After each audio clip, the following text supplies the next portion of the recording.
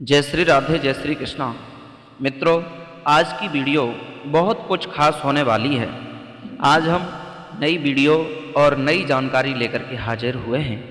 मित्रों, हर कोई इस संसार में एक जीवन में यदि बेटी आ जाती है तो उस बेटी को बाहर समझते हैं। इस वीडियो को पूरा देखें। यदि आप पूरा वीडियो को देख लेंगे तो आज से आप भी कहने लग जाओगे, परमात्मा एक बेटी हमें भी दे, क्योंकि ऐसी बेटी हर घर में होना बहुत अति आवश्यक है। आइए, एक स्त्री एक के दो कैसे करती थी, जानते हैं इस कहानी को। उससे पहले मैं आपसे निवेदन करूंगा, आप हमारे इस चैनल पर पहली बार आए हैं तो इस चैनल को सब्सक्राइब अवश्य करें, लाइक शेयर कमेंट करना न भूलें। मित्रों, एक बार एक गरीब किसान था और जो गरीब किसान था वो अपने घर का पालन पोषण उस खेती से चला रहा था। लेकिन जब खेती से गुजर बसर नहीं होती है तो उसे कर्ज भी लेना पड़ा।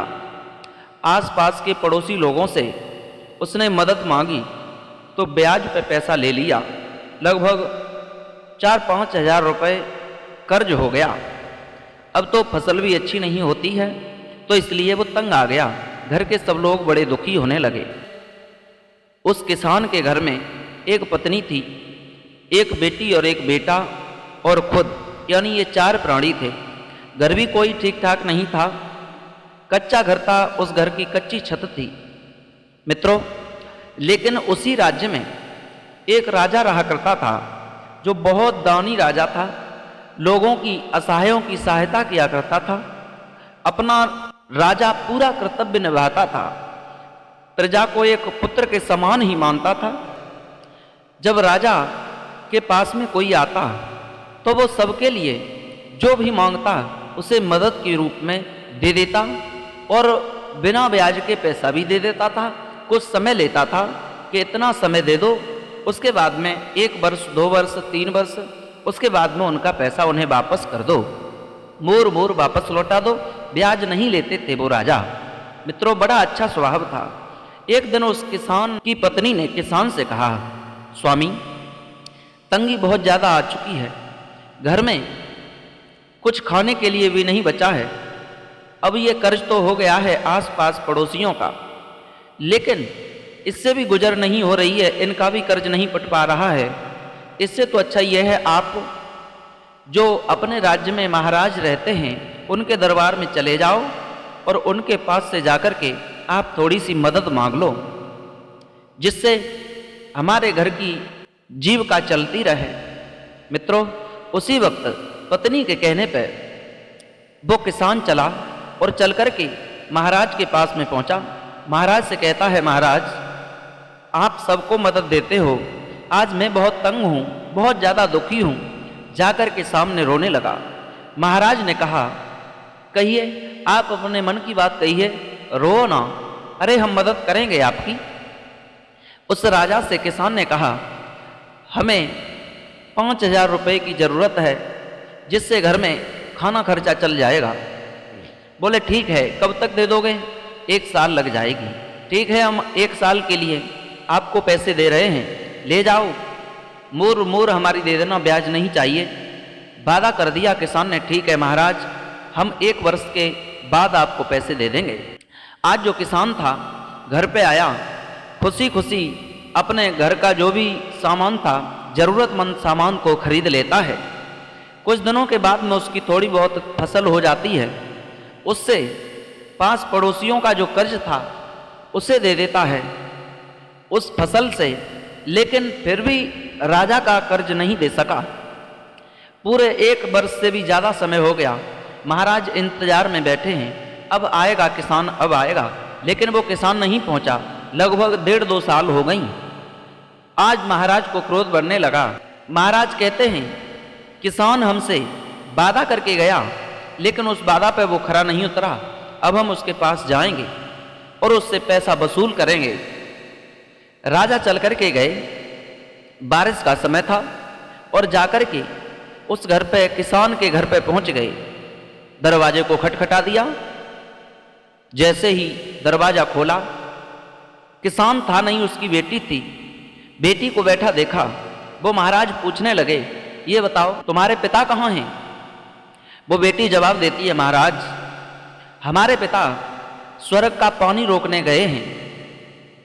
क्या कह रही हो? हाँ, स्वर्ग का पानी रोकने गए हैं। राजा ऐसे शब्द सुनकर के सोचने लगा, ये मूर्ख लड़की मालूम पड़ रही है। बोले तुम्हारे पिता नहीं हैं तो फिर तुम्हारे भाई कहाँ हैं? जवाब दिया, मेरा भैया बिना लड़ाई के लड़ाई करने गया है, बिना झगड़ा के झगड़ा करने गया है।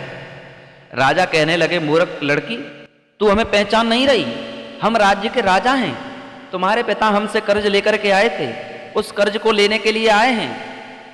जवाब दिया, हाँ हाँ महाराज, मैंने आपको भली भांति पहचान लिया, लेकिन आप इतने तेज स्वर में बात मत करो। जो भी आप पूछ रहे हो मैं सच सच बता रही हूं। बोले तो फिर तुम्हारी माँ होंगी, तुम्हारी माँ कहाँ है? जवाब दिया, मेरी माँ 1 के 2 करने गई हैं। अब और ज्यादा चिंता में पड़ गए। क्या कह रही हो? मूर्ख लड़की है तू, ये बता फिर कोई है नहीं तेरे घर तो फिर तू यहाँ बैठी बैठी क्या कर रही है?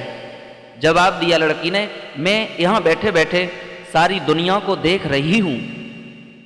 एकदम से राजा ने इतने शब्दों को सुना, जवाब दिया क्रोध में आकर के, ओ हैवान लड़की, हमें तूने पहचाना नहीं, हम राजा हैं, तो उल्टी उल्टी बातें हमसे कर रही है, हम तुझे राज्य से बाहर कर देंगे।